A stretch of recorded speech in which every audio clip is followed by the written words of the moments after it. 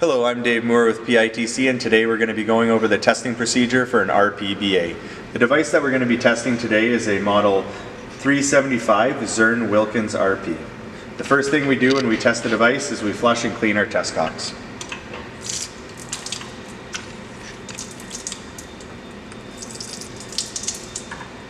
Once we've flushed and cleaned our test cocks, we'll start our first test of this device. We take our high hose and connect it to test cock number 2. The first test that we do on an RPBA is testing our check 1 and forward, our pressure differential across check 1. We have a minimum spring tension in check 1 of 5 psi in an RP, so on this test we must maintain a pressure above 5 psi for a period of 2 minutes. We do this by first establishing pressure in our gauge, and then bleeding our gauge of any air that's trapped inside.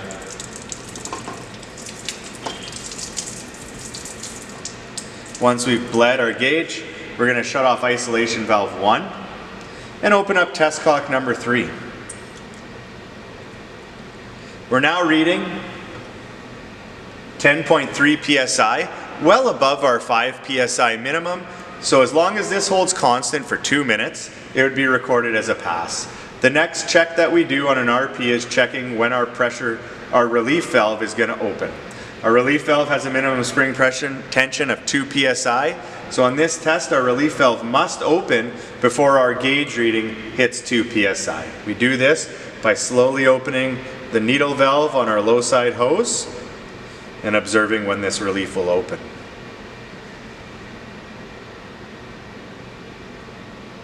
Our relief just opened at 2.4 psi, so just above the acceptable limit, but 2.4 psi would be recorded as a pass. We're then going to subtract our 10.3 psi pressure differential across check 1 from our 2.4 psi opening point of our relief valve to give us our buffer that must be maintained above 3 psi on this device.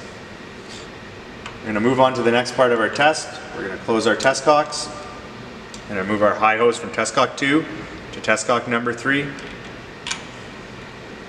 We're going to re-establish pressure in our device by opening isolation valve 1 up.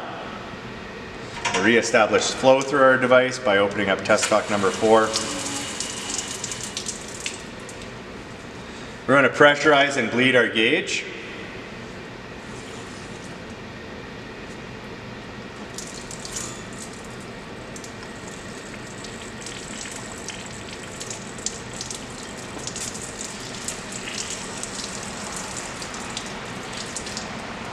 Once we've pressurized and bled our gauge, we're going to shut off isolation valve 1 and move on to the next part of this test.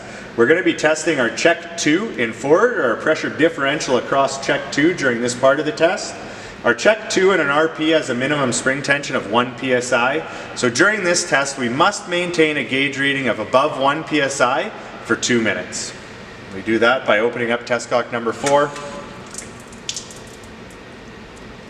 Right now we have a reading of 3.2 psi. As long as we maintain at 3.2 psi for 2 minutes, this would be recorded as a pass. We would then shut our test cocks, remove our high hose from test cock number 3, and place it onto test cock number 4. The last test that we do on an RP is checking check 2 in reverse. We're going to re-establish pressure in our device. We're going to re-establish pressure in our gauge. We're going to bleed any trapped air out.